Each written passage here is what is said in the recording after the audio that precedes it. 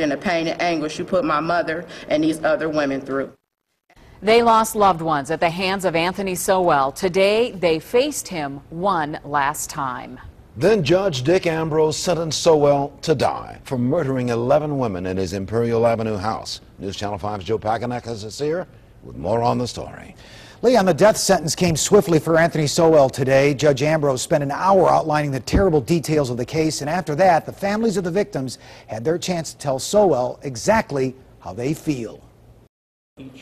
Throughout the sentencing hearing, Anthony Sowell kept his eyes closed and remained motionless, never looking at the families of his victims, never looking at Judge Dick Ambrose as the final sentencing was read. And therefore finds that the sentence of death shall be imposed upon the defendant, Anthony Sowell. The families of the 11 victims and 3 women who survived Sowell's attacks then gave their statements, some forgiving Sowell while others continue to show their pain. God have mercy on your soul, because I'm not no hateful person.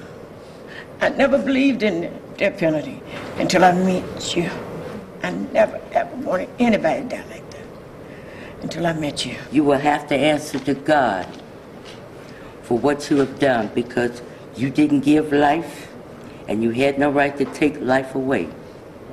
But one thing I want you to know, I have to forgive you in order for God to forgive me. When you are locked away, sitting and rotting in a cell, awaiting for your life to end, Anthony, please believe when it's all over and you're taking your last breaths, your very last looks, that is when, at that very moment, I want your eternal hell to begin. I don't see any personal gain in any of this for any of us, you know, because everybody lost something today.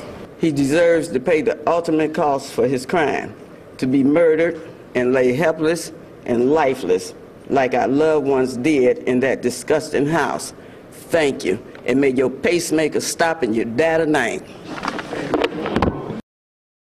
Now, by law, Sowell's death sentence will be given an automatic appeal. A second appeal is also being filed by the defense based on some of the comments made by jurors to the media. And speaking of jurors, they were all in attendance for today's sentencing hearing, even though they were dismissed from the case earlier.